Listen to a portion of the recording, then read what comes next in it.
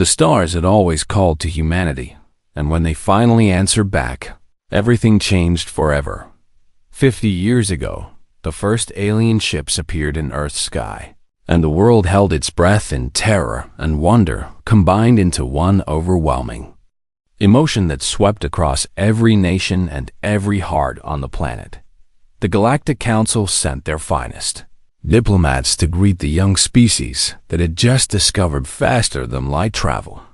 And Ambassador Kethrel of the Serani Dominion led the delegation with his gleaming silver scales and his ancient calculating eyes that had seen 100 civilizations rise and fall. He smiled at the humans with his needle-sharp teeth and offered them a gift that seemed too good to refuse. Membership in the Concord of Aligned Species meant protection from the dangers of the galaxy, access to advanced technology, and trade routes spanning thousands of light years across the cosmos. Earth's leaders wept with joy and signed the Valeth Accords without truly understanding what they were agreeing to accept. The treaty allowed humanity to colonize exactly 3 star systems, and no more than that number under any circumstances whatsoever. The treaty permitted Earth to maintain a defense fleet of 47 vessels, and not a single ship beyond that strict limit. The treaty banned human research into artificial intelligence and restricted access to the most advanced technologies that other species use freely throughout the galaxy. The treaty placed council observers on every human world to ensure compliance with rules that grew more restrictive with each passing year. Ambassador Kethrel had done this before with other young species that showed dangerous potential for growth and change. The Serani called it guidance, but it was really just a very elegant form of imprisonment designed to look like a gift. Humans bred too quickly and adapted too readily to new environments and asked too many uncomfortable questions about the way things worked. They needed to be managed before they became a threat to the established order that had kept the galaxy stable for 10,000 years. So the council watched and waited and tightened the chains one small link at a time. Human art and music were declared psychologically disruptive to other species and banned from export beyond Earth's tiny sphere of influence. Human scientists found their research funding cut whenever they pursued lines of inquiry that might lead to dangerous innovations. Human merchants discovered that the most profitable trade routes were somehow always close to their ships due to safety concerns or bureaucratic complications, and through it all, humanity smiled and nodded and complied with every new restriction placed upon them. The council grew confident that the young species had been successfully domesticated and would never pose a threat to anyone. Admiral Yuki Tanaka knew better than anyone how wrong they were about humanity's true nature. She stood before the United Earth Parliament in the Great Chamber beneath the mountains of Switzerland. Her silver hair cropped short in military fashion, and her dark eyes carrying the weight of secrets that would shake the galaxy to its very foundations. The representatives of every nation on Earth sat in silence as she approached the podium with measured steps that echoed through the vast hall. She had served in the human fleet for 40 years and had risen through the ranks by being smarter and tougher and more patient than anyone else who wore the uniform. Now she commanded every ship and every soldier that humanity possessed, at least the ones the council knew about. Distinguished representatives, she began, her voice calm and steady despite what she was about to reveal. For 50 years we have played the part of the obedient children that the council expects us to be. She pressed a button on the podium and holographic images filled the air above the assembled leaders. They gave us technology and told us to be grateful for their generosity and their wisdom. The images showed alien ships and weapon systems, and faster than light drives that the Council had provided to humanity. They placed limits on our growth and told us it was for our own protection and the safety of the galaxy. New images appeared showing the treaty documents and the observer stations and the restricted zones that surrounded human space. They watched our every move and told us it was necessary to ensure We did not harm ourselves or others through our inexperience. Admiral Tanaka paused and let the silence stretch until it became uncomfortable for everyone in the chamber. They think we are domesticated pets who have learned to accept the leash around our necks. She smiled then, and there was something fierce and dangerous in that expression that made several representatives shift nervously in their seats. They are about to learn otherwise. The holographic display changed again, and the gasps that filled the chamber could be heard even in the corridors outside. Hidden shipyards carved into asteroids appeared on the screen, filled with warships that dwarfed anything the Council had ever permitted humanity to build. Secret research facilities on rogue planets showed scientists working on technologies that the treaty had forbidden for 50 years. Training academies hidden in deep space displayed soldiers and pilots preparing for a war that might be coming sooner than anyone expected. For 5 decades, Admiral Tanaka continued, her voice rising with controlled passion. We have pretended to be weak while we grew strong in the shadows they could not see. She looked around the chamber at the shocked faces of leaders who had not known the full extent of what their military had been building in secret. Every piece of technology they gave us, we studied and improved and transcended, until our ships are faster and our weapons are stronger and our shields are harder than anything the galaxy has ever seen. The representatives began to murmur among themselves as the implications of what they were seeing became clear to them. The question before you today is simple, Admiral Tanaka said, silencing the crowd with a raised hand. Do we continue to wear the chains they placed on us 50 years ago? Or do we finally stand up and show the stars who we really are? She stepped back from the podium and stood at attention while the chamber erupted into debates that would determine the future of humanity. Some called for caution and patience and continued cooperation with the Council that had given them so much. Others demanded immediate action and refused to spend another day pretending to be less than they truly were. The vote took 3 days of arguments and negotiations and compromises that satisfied no one completely. In the end, humanity chose to wait a little longer and watch for the right moment to reveal themselves to the galaxy. They did not have to wait very long at all. Across the stars, a refugee ship called the Wandering Hope was about to send out a distress call that would change everything forever and set in motion events that no one could have predicted or controlled. The leash was about to break, and the galaxy would never be the same again. The Wandering Hope was dying, and everyone aboard knew it with terrible certainty. 12,000 Desik huddled in the cargo bays and corridors of the ancient vessel as its engines sputtered and failed one by one in the cold darkness of space. The Desik were insectoid beings with iridescent wings and compound eyes that could see colors no human had ever imagined. And they had once ruled a civilization that spanned 40 worlds across the galactic rim. Now, they were refugees fleeing genocide at the hands of the Serani Dominion, marked for extermination by order of the Galactic Council itself. Their crime was simple and unforgivable in the eyes of their oppressors.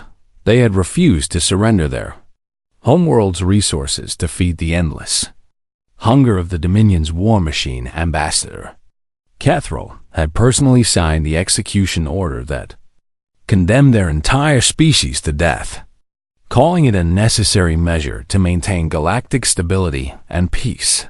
The hunting fleet was closing in fast. 7 Dominion warships with weapons hot and crews eager to finish the job they had started months ago. Captain Desara, the leader of the refugee fleet, stood on the bridge of the Wandering Hope and watched the enemy ships grow larger on her display screens.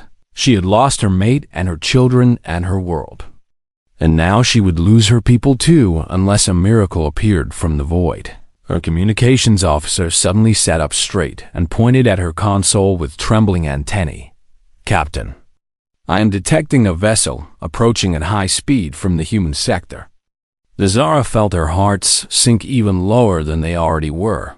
The humans were members of the Concord and bound by the same laws that had condemned her people to death. They would not help. They could not help, and even if they wanted to, the Council would destroy them for interfering. The human ship appeared on screen.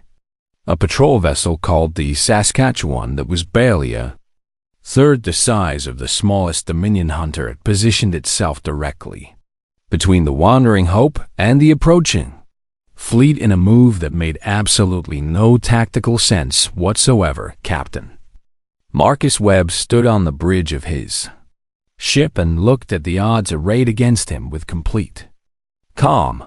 He was a tall man with skin the color of coffee and eyes that had seen too much suffering. In his 40 years of life, his grandfather had fled persecution on Earth 3 generations ago.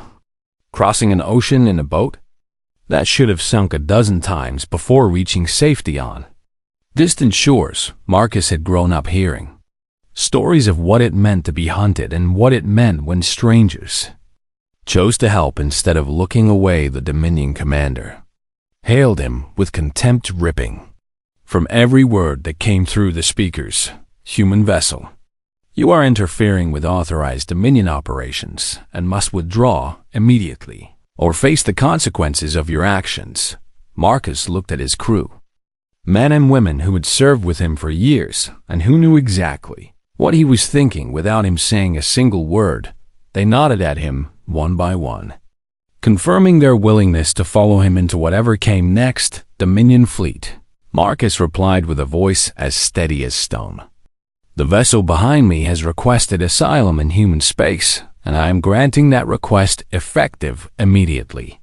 The Dominion commander laughed, a harsh sound that grated on human ears.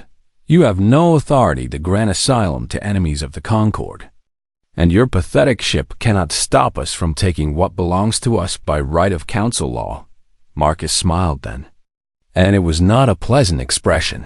You are correct that I have no authority, he admitted freely. And you are correct that my ship alone cannot stop your fleet from doing whatever it wants. He paused and let the silence stretch across the void between them. But I'm going to try anyway. And you will have to kill me and my crew to get to those refugees behind us. The Dominion commander cut the transmission and ordered his ships to advance. What happened next would be studied in military academies across the galaxy for centuries to come. The Saskatchewan was outgunned and outmanned and should have been destroyed in the first 30 seconds of the engagement. Instead, Captain Webb fought like a demon possessed by the spirits of every ancestor who had ever stood against tyranny. He used asteroids for cover and played the Dominion ships against each other with maneuvers that seemed impossible for a vessel of his size. He targeted their engines and weapon systems with precision that spoke of thousands of hours spent in combat simulations. He bought time, minute by precious minute, while sending emergency transmissions to every human vessel within range of his signal. The first reinforcements arrived after 2 hours. A dozen human patrol ships that had abandoned their assigned routes to answer his call for help. More came after that, and more still, until the Dominion fleet found itself facing a force that matched their own in numbers, if not in size. Admiral Tanaka herself arrived aboard her flagship, the carrier Unconquered, and took personal command of the human forces. The Dominion commander demanded that she withdraw and surrender Captain Webb for tribunal under council law. Her response was broadcast across every human world and recorded for posterity by 100 different news organizations. Captain Webb acted in accordance with the highest traditions of human service, and I will not surrender him to face punishment for saving innocent lives. Ambassador Kethrael appeared on screen from his comfortable office on the council homeworld, his silver scales gleaming with barely contained fury. Admiral Tanaka, you are in violation of 17 different articles of the Valith Accords and the Council demands immediate compliance with our directives. Tanaka stood tall on her bridge, surrounded by officers who would follow her into the heart of a star if she asked them to ambassador. Humanity formally invokes Article 7 of the Valeth Accords, the right of any member species to withdraw from the concord of aligned species. Kethral's mandibles clicked with amusement despite his anger. You cannot survive without us, Admiral, and your foolish defiance will only bring destruction upon your entire species. Tanaka smiled, and galaxies trembled at the promise in her eyes. Ambassador, we have been waiting 50 years for you to give us a reason to show you what we have become. She cut the transmission and turned to her tactical officer. Signal the fleet. She ordered calmly. It is time to stop pretending.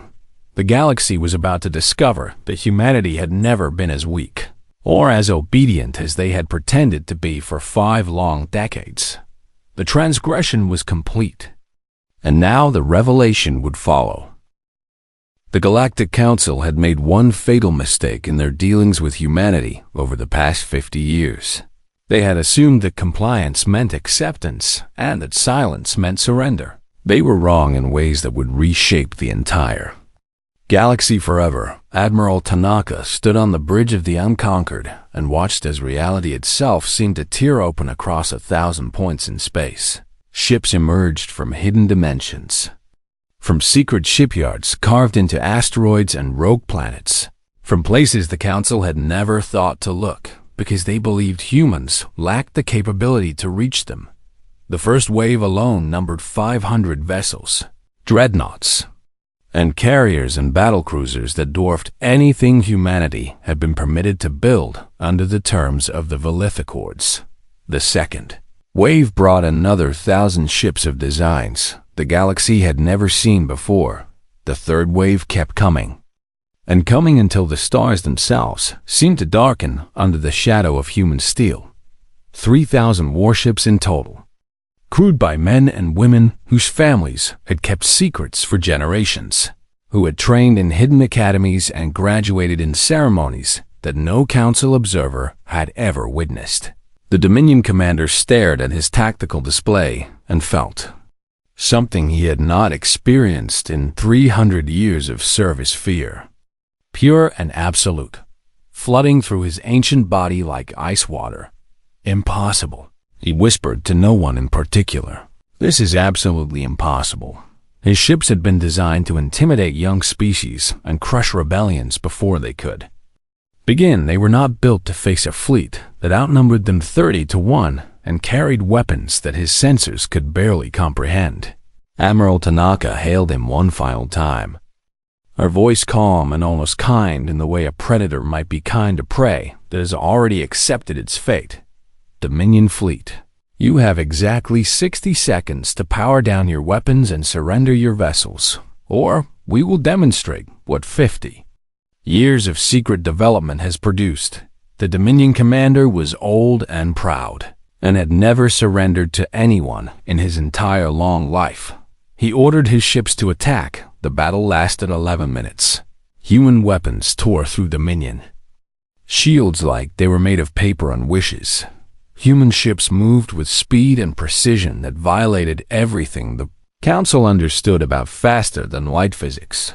Human fighters swarmed the enemy vessels in patterns coordinated by artificial intelligences that should not have existed according to the treaties humanity had signed.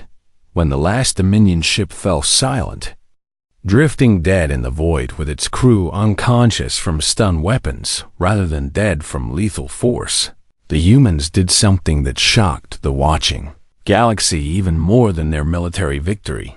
They sent rescue ships to save their enemies. They pulled Dominion sailors from burning wreckage and treated their wounds and offered them food and water and basic dignity. Captain Webb himself carried an injured Dominion officer to safety, the same officer who had threatened to destroy his ship just hours before. Why? The officer asked through the pain of his broken limbs. Why would you save us after we tried to kill you? Webb looked at him with eyes that held no hatred, only a deep and weary sadness. Because we are not you, he said simply, and we never want to become what you tried to make us. Across the galaxy, billions of beings watched the battle footage in stunned silence.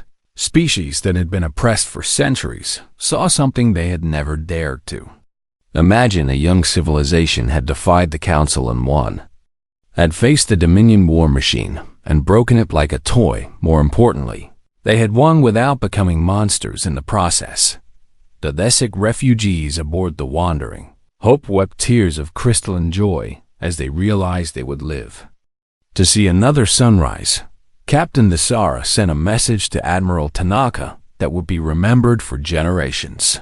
We came to you as strangers begging for mercy, and you gave us something far greater. You gave us hope. Ambassador Cathrall received the news of the defeat in his private chambers and felt his world crumbling around him. He had spent centuries building the system that kept young species in their proper place beneath the guidance of their elders. He had personally overseen the domestication of 17 civilizations that might have grown dangerous if left to develop on their own, and now the humans had shattered everything he had built with a single battle that should have been impossible. He summoned his military commanders and demanded they assemble the largest fleet in Council history to crush the human rebellion before it could spread.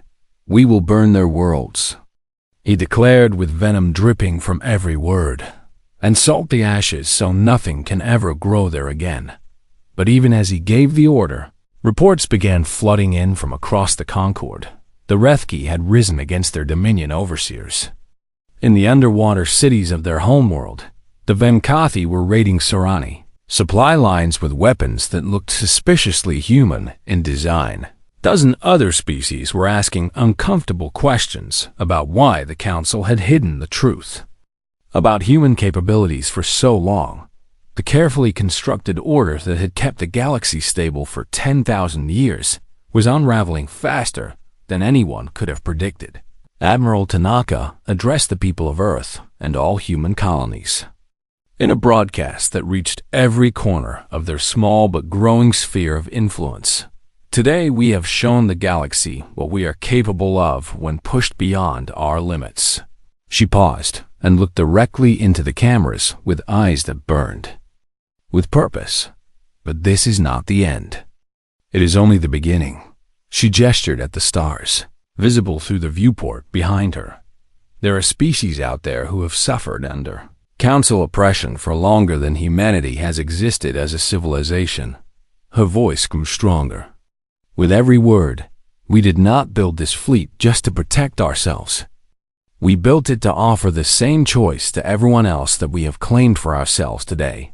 She raised her fist in a gesture that would become iconic across 100 worlds. The choice to be free. The liberation war had begun, and humanity would not be fighting it alone. The humans did not fight for themselves alone, and this was what terrified the Council more than any weapon or fleet.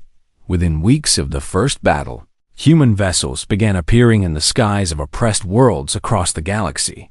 They came not as conquerors, but as liberators, bringing weapons and supplies and something far more dangerous than either. They brought hope. The Rethki had been slaves for 300 years. Their beautiful underwater cities converted into factories that served the endless appetite of the Dominion war machine. They were aquatic beings with luminescent skin and voices that could shatter glass when raised in anger. And they had nearly forgotten what it meant to be free. Then the human submarines arrived. Admiral Tanaka had sent her best marine units, soldiers in powered armor specially modified to function at crushing depths where no surface dweller could survive. They fought alongside Rethki resistance fighters in battles that turned the ocean red with Dominion blood.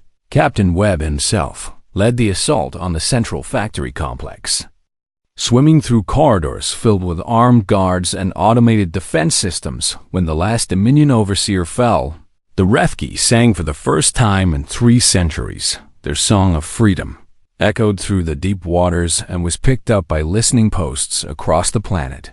Within hours, every Rethki on the world had risen against their masters with fury that had been building for generations. The Venkathi were next to receive human aid. They had once been proud warriors with a civilization that rivaled the Serani in power and sophistication.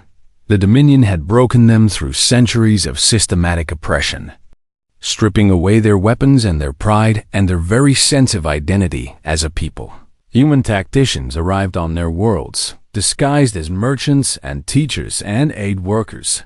They taught the Venkathi how to fight again, how to organize resistance cells and strike at Dominion weak points without being detected.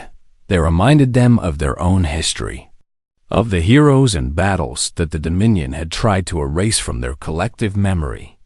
The first Venkathi uprising caught the Dominion completely by surprise. 3 garrison worlds fell in a single night as warriors who had pretended to be broken suddenly revealed they had been sharpening their claws in secret.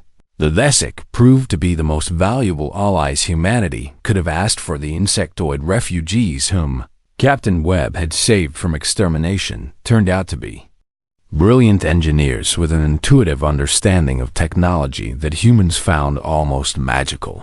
They studied human ship designs and found ways to make them faster and more efficient and deadlier than even their creators had imagined.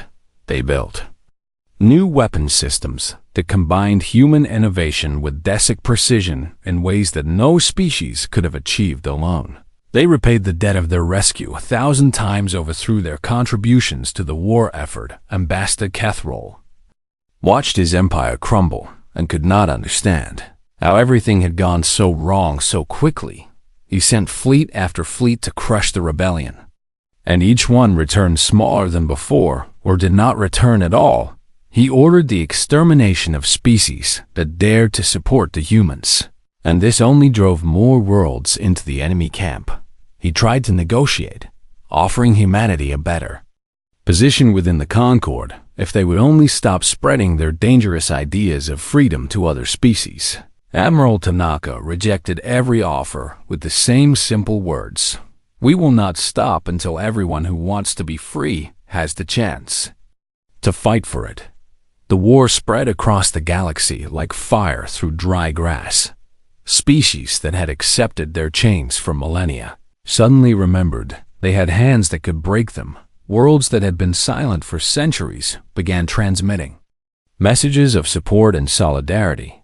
The Council found itself fighting not one enemy but dozens, each one inspired by the human example to stand up and demand something better.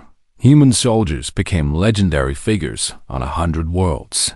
They fought in deserts and jungles and frozen wastelands where no human should have been able to survive. They adapted to alien environments and learned alien languages and earned alien trust through their willingness to bleed and die for people who were not their own kind. A human mech named Sarah Chun became famous on the Venkathi homeworld for walking into a burning hospital to save children trapped inside. A human pilot named James Okonkwo was celebrated by the Rethki for diving his damaged fighter into a Dominion cruiser to prevent it from destroying a refugee convoy. These were not isolated incidents, but a pattern that repeated itself across the galaxy. Humans seemed incapable of standing by while innocents suffered, even when helping meant risking everything they had. This was what the Council had never understood about the species they had tried to cage. Humans were not dangerous because of their weapons or their ships or their secret technologies. They were dangerous because they believed in something beyond their own survival and were willing to die for it. The turning point of the war came at the Battle of Serani Prime, the homeworld of Ambassador Kethrol and the heart of the Dominion itself. The combined fleet of humanity and their allies numbered 10,000 vessels crewed by beings of 30 different species. They faced a Dominion defense force twice their size, armed with weapons accumulated over 10,000 years of galactic dominance. The battle lasted 3 days and cost millions of lives on both sides in the end. The Dominion fleet broke and scattered, fleeing into the darkness between stars. Ambassador Kethrol was captured alive, found hiding in a bunker beneath his palace, while his soldiers died defending him. The galaxy watched as he was led away in chains. The architect of so much suffering, finally facing justice for his crimes. Admiral Tanaka stood in the ruins of his throne room and looked out at the stars that were finally free. "This is not about revenge," she said to the cameras broadcasting her image to every corner of the galaxy. "This is about building something better than what came before." She turned to face the beings who had fought beside her, humans and Desik and Rethki and Venkathi, and a dozen other species united by their shared dream. "The war is almost over," she told them, "and now the real work begins." The war ended not with a final battle, but with a gathering of beings who had once been enemies and strangers and were now something far more precious. They were friends, 2 years after humanity revealed its hidden strength to the galaxy. Representatives of 47 species assembled on a world that humans had named Second Chance. It was a garden planet that humanity had terraformed in secret decades ago, hidden away in a system that the Council had never bothered to explore. Green forests covered rolling hills that stretched to distant mountains capped with snow even in summer crystal.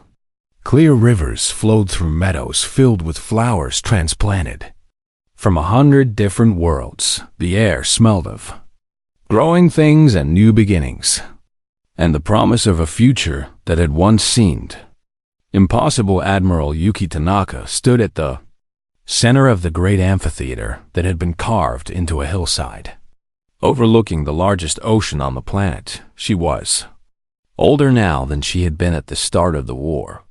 Her silver hair turned white and her face lined with the weight of decisions that had cost millions of lives, but her eyes still burned with the same fire that had inspired humanity to break its chains and reach for the stars. Around her sat beings of every shape and size imaginable. The Rethki delegates floated in tanks of water, specially designed to let them participate in the proceedings. The Venkathi warriors stood tall and proud in their traditional armor, no longer afraid to show their strength to the galaxy.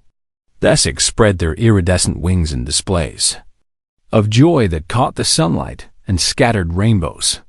Across the assembly, Captain Dasara sat in the place of honor, beside the human delegation, her compound eyes gleaming with emotions that her species had no words to express. Beside her sat Captain Marcus Webb, now an admiral himself, the man whose single act of defiance had started the chain of events that brought them all to this moment. He held her hand in his, a gesture of friendship that would have been unthinkable just a few years before. "We gather here today," Admiral Tanaka began, a voice carrying across the amphitheater through speakers hidden in the stone, not as victors claiming the spoils of war, but as equals building something new together. She looked around at the faces watching her, some familiar and some strange, all of them waiting to hear what humanity would propose now that the old order had been swept away. 50 years ago, my people signed a treaty that we thought would bring us peace and prosperity. She paused and let the memory of those dark years settle over the assembly. Instead, it brought us chains disguised as gifts and prisons decorated to look like homes. Murmurs of agreement rippled through the crowd, from species who had experienced the same deception. We broke those chains not because we are stronger or smarter or better than the species who tried to control us. Tanaka shook her head slowly, rejecting the very idea. We broke them because we believe that every thinking being in this galaxy deserves the right to determine their own destiny. She gestured to the document displayed on screens throughout the amphitheater. The Covenant of Free Stars is not a treaty imposed by the strong upon the weak. Her voice grew stronger with every word. It is a promise that we make to each other, freely and without coercion, to stand together against anyone who would try to cage the spirits of thinking beings ever again. The Covenant was simple in its principles, but profound in its implications. No species would rule over another or claim dominion over worlds that were not freely given trade, would be conducted fairly and openly without the hidden restrictions that had strangled humanity for decades. Military force would be used only in defense of the innocent or to stop those who threatened the freedom of others. Most importantly, any species could join or leave the Covenant at any time without penalty or punishment. There were no chains in this new order, only bonds of friendship and mutual respect. Admiral Tanaka finished reading the key articles and looked out at the assembly. Those who wish to join this covenant, please stand. Every being in the amphitheater rose to their feet or their equivalent appendages. The Rethki tanks hummed as their occupants pressed against the glass in their eagerness to be counted. The Venkathi roared approval in voices that shook the ground beneath the seats. The Thesek sang a harmony that brought tears to eyes across a dozen species. Even the observers from neutral worlds who had come only to watch found themselves standing, swept up in the emotion of the moment. There was only one being who remained seated. Ambassador Cathrall had been brought from his prison cell to witness this day, not as a participant, but as a lesson for future generations. He sat in chains crafted from the same metal that had once bound human ships to council docking stations, a deliberate symbol that even his guards appreciated. Admiral Tanaka approached him, and the amphitheater fell silent. "You tried to domesticate us," she said, a voice gentle despite everything he had done. "You tried to make us small and obedient and grateful for whatever scraps you chose to throw us." She knelt before him so that they were eye to eye, predator and prey finally seeing each other clearly. "You forgot the first rule of the galaxy that your ancestors learned 10,000 years ago." Cathrall looked at her with ancient eyes that had seen so much and understood so little. "What rule is that?" he asked, his voice barely a whisper. Tanaka smiled, and there was no cruelty in it, only a truth that needed to be spoken. "Never corner something that refuses to be prey." She stood and walked back to the podium, leaving him to contemplate those words for the rest of his very long life. The final ceremony was simple but beautiful. Representatives from each species came forward to sign the covenant, adding their names to a document that would be preserved for eternity. When the last signature was complete, Admiral Tanaka raised her hand and pointed to the sky. A fleet appeared in orbit, ships from every species that had joined the new alliance, arranged in a formation that spelled out a single word, visible from the surface below. Hope the celebration lasted for 3 days, as beings who had never met learned to dance to each other's music and eat each other's food and share stories of their worlds. Human children played with Thesek younglings and Rethki fingerlings in games that transcended language, and biology veterans who had faced each other in battle shared drinks and discovered they had more in common than they ever imagined. On the final night, Admiral Tanaka and Captain Webb stood together on a hill overlooking the festivities. "Did we do the right thing?" Webb asked, watching a Venkathi teaching a group of human teenagers traditional warrior dance. Tanaka considered the question for a long moment before answering. "We did what humans have always done when faced with injustice." She pointed at the celebration below, at beings who had once been enemies now laughing and singing together. "We refused to accept that cruelty was inevitable, and we fought to build something better." Webb nodded slowly, understanding what she meant. "And if someone tries to take this away from them someday?" Tanaka laughed, a sound that carried on the warm evening breeze.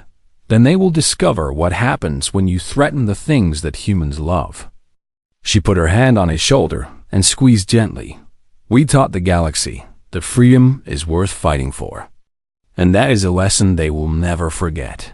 In the sky above Second Chance, the fleet began to disperse, each ship returning to its homeworld to spread the news of what had happened here. The old order was dead, and something new and wonderful and terrifying was being born in its place. Humanity had been given a cage. They had turned it into a ladder, and they had lifted everyone they could reach. toward the stars. This was not the end of the story, but the beginning of a new chapter that would be written by 100 species working together to build a future worthy of their shared dreams. The council had tried to control humanity. What happened next had indeed shocked the stars, and the stars would never be the same again.